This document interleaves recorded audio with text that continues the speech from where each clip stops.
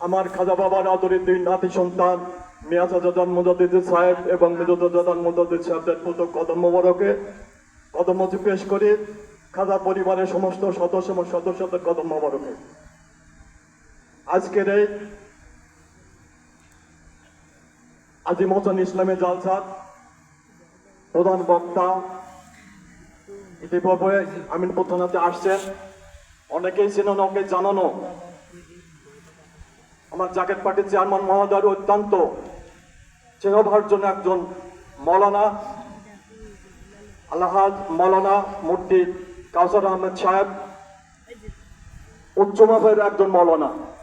লোকজন যাই হোক, এদের এলাকাবাসী কি মনে কথা জানে না, লক্ষ লক্ষ টাকা খরচ করে মৌলানাকে আনা খুব কঠিন, সময়টা পাওয়া খুব কঠিন। তারপরেও আজকে আমার জাহাঙ্গীরের আব্বার মৃত্যুবার্ষিকী উনি উপস্থিত হয়েছেন এবং আমাদের মৌলানা, আমার দরবার শরীফ কেন্দ্রিক মৌলানার দরবার শরীফ থেকে আগত মৌলানা এমদাদুল হক সাহেব উনি আসছেন এবং বিশেষ করে আমাদের অন্যান্য মৌলানা সাহেব আসছেন।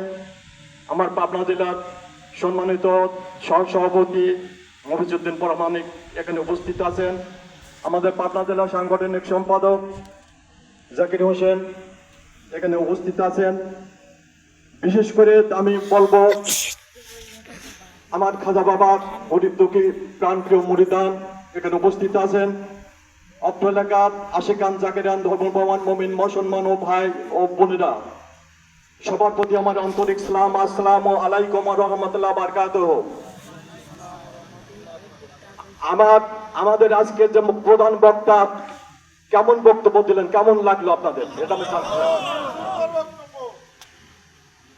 তারপরে উনি সময় থাকলে অনেক কথা বলতেন। উনি তো মূর্তি নাকি জানেন তো, উনি মূর্তি। তারপর হাফেজ, ওনার বক্তব্য অনেক আছে, কঠিন কঠিন বক্তব্য উনি দেন। পরবর্তী যদি আপনারা মনে করেন নিয়ে আসবেন, বক্তব্য হবে ইনশাল্লাহ। বিশেষ করে আমার পিকেল আজান যে কথা ভবিষ্যৎবাণী রেখে গেছেন এই দেশের জন্য, সারা পৃথিবীবাসীর জন্য, সেটা কিন্তু বর্তমান অবস্থাতে আপনারা অবশ্যই যারা জাকেরান আশিকান তারা অবশ্যই যারা বিশ্ব জাকের মঞ্জিলে যান, বাইশুদের দরবার শরীফে যান, তারা জানেন।